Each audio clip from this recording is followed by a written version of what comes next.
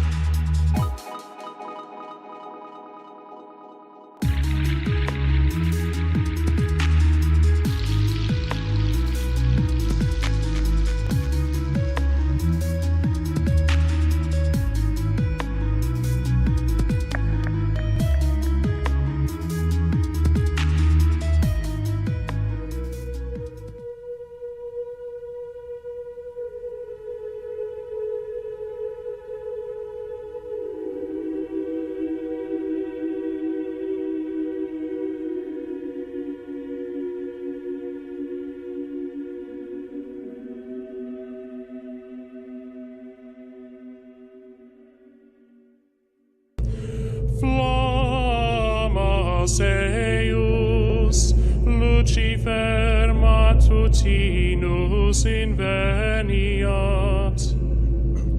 Ille inquam Lucifer qui nescito casum Christus filius tuus qui regressus ab inferis humano generis serenus iluxit et tecum vivit et regnat in saecula saeculorum.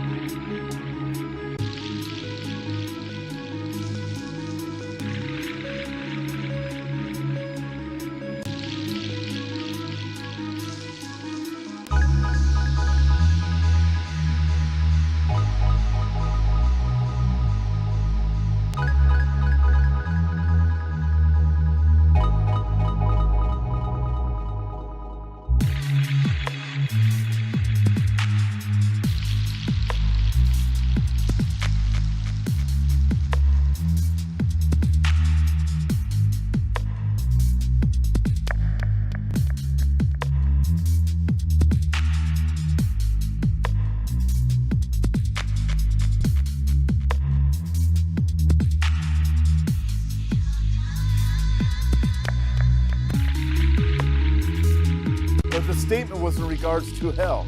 In fact, on the headline of Drudge, the words were huge. The Pope says there is no... Scalfari said, he asked, what about bad souls? Where are they punished? He says, the Pope replied, those who do not repent and cannot therefore be forgiven disappear. There is no hell. There is the disappearance of sinful souls.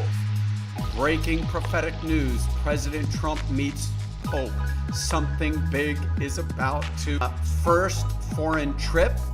And on May 23rd, 2017, Pope Francis and President Donald Trump met at the Vatican. Both for history and for Bible prophecy, this meeting will be remembered.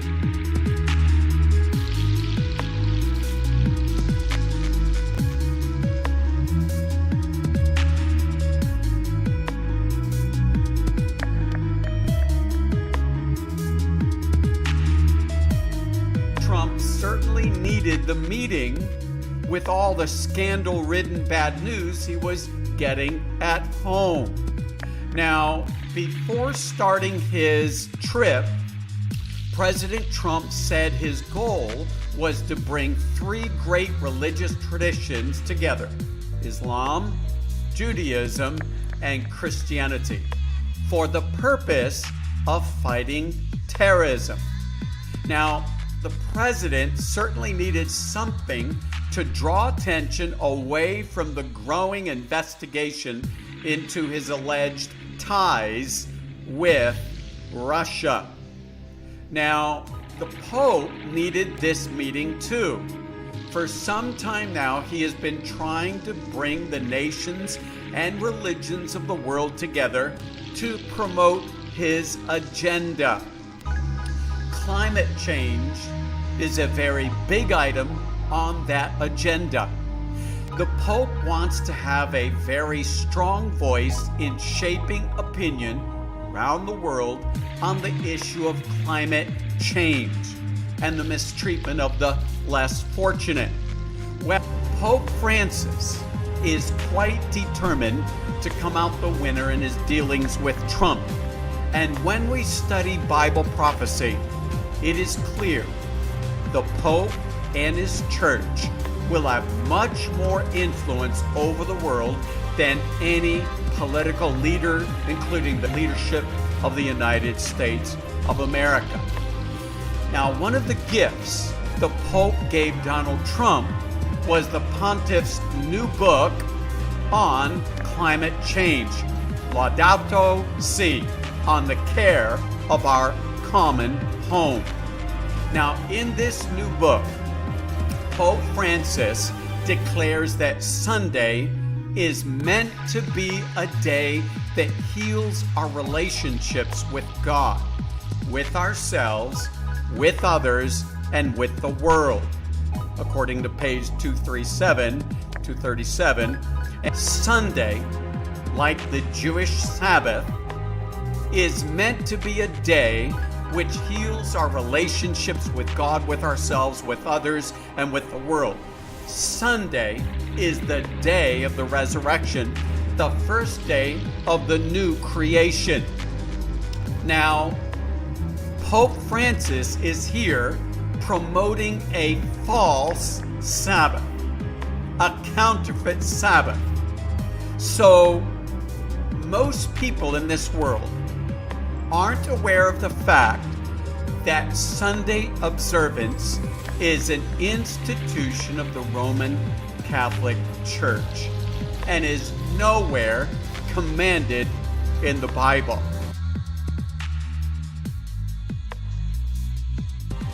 Bible prophecy predicts that the United States of America and the Roman papal power will work together to enforce false worship that is a sign of the papacy's power and that is included in Pope Francis' encyclical on climate change.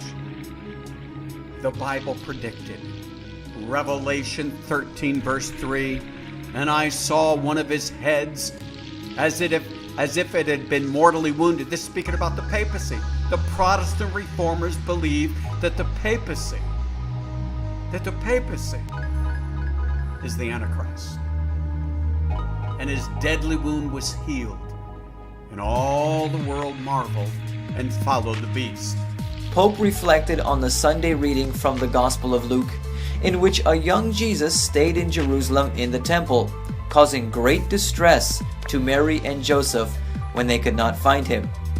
For this little escapade, Jesus probably had to beg forgiveness of his parents. The Pope suggested, "The Gospel doesn't say this, but I believe that we can presume it." Now, I don't believe that we can presume this at all, and I don't think any true Christian or faithful student of the Bible would come to such a conclusion. Because the implication here is that Jesus had committed a sin. Because if you need to beg forgiveness from someone, that means you had committed a sin against them. However, that is contrary to the scriptures, because the Bible says Jesus was sinless. Speaking of Jesus, 1 John chapter 3 verse 5 states, "You know that he appeared in order to take away sins, and in him there is no sin." On October the 19th, 2015, the Christian Post reported that Pope Francis said the Bible is a highly dangerous book.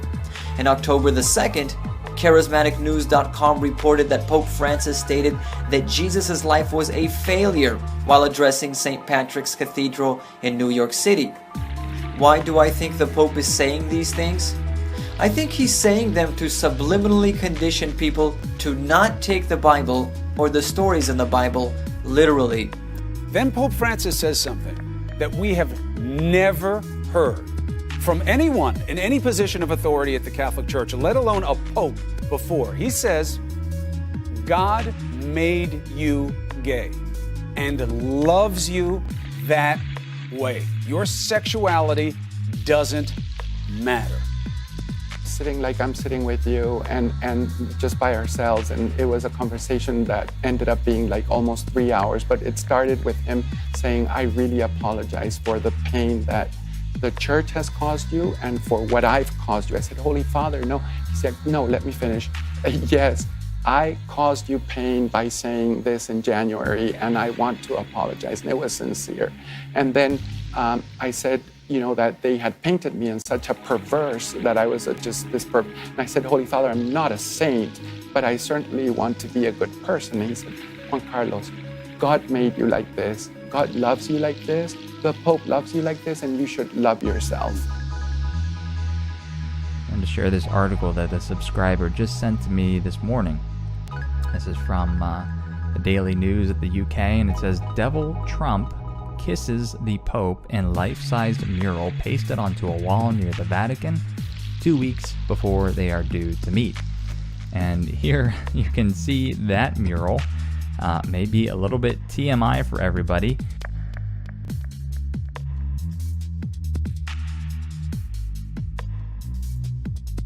Four years ago, I was in a conference in Sydney, Australia. And one afternoon, as I was waiting on God, the Lord Jesus appeared to me and he spoke about the false prophet who's mentioned in Revelation chapter 13. Yes. And then very simply and very clearly he said, the present Pope Francis is the prophesied false prophet. And the amazing thing was, on June the 8th, 2014, we were holding a conference in Jerusalem. We do a conference every year in Jerusalem called Open Heavens Prophetic Conference. And on that particular day, the Pope Francis had invited the President of Israel, Shimon Peres, and the President of the Palestinians, Mahmoud Abbas, for a prayer meeting in the Vatican. So the three men represented the three major religions of the world: the Jews, the Muslims, and the Christians. On that particular day, when they were gathering in Vatican, a meteor flew very close by Earth, and NASA nicknamed the meteor the Beast. So that confirmed what the Lord revealed, that the false prophet, the beast that is mentioned in Revelation 13, is the Pope.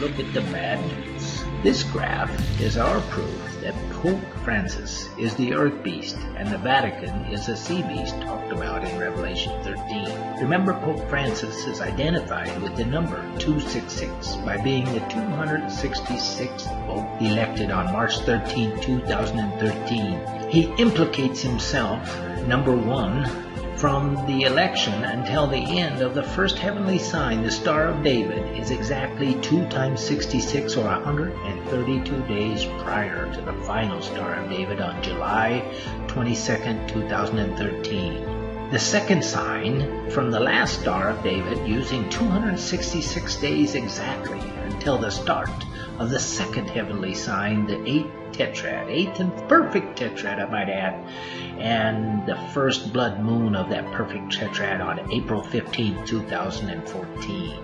Then God points to the middle of the tetrad on January 5th, 2015, beautiful symmetry, and another 266, which are all referring to the 266th Pope Francis. Then he points to the super blood moon on September 28, 2015 of the 8th tetrad with another 266 days. Isn't that miraculous? Remember, the probability of the 8th tetrad is 10 to the 23rd power. Also remember the 8th tetrad, the 8 means new beginnings, and Noah started the world over after judgment with 8 people. Then there are 2 more 266s, one from January 1st until the Pope arrives in America on the Day of Atonement on September 23rd, 2015. Now let's look at the 6th sign.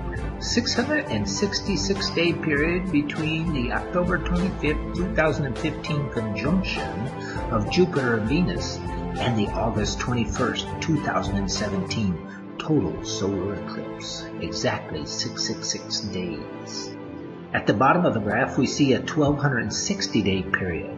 The beast in Revelation 13:5 is given to speak great blasphemies during the second section of tribulation, which starts on April 15, 2014 until September 23, 2017, the date of the sun-clad woman sign in heaven. Then the 8th sign, William Tyndale's 266 connection with the 5th tetrad. To each side, you can see a 66-year difference in actual tetrad years from the left of the 5th tetrad and to the right of the 5th tetrad, thus the 266 connection. Then you have Martin Luther's 666 relationship in the 172,666 number of days from his Reformation on October 31st, 1517, which is Halloween, until the first Star of David on August 8, 1990. You have the 266 relationship and you have the 666.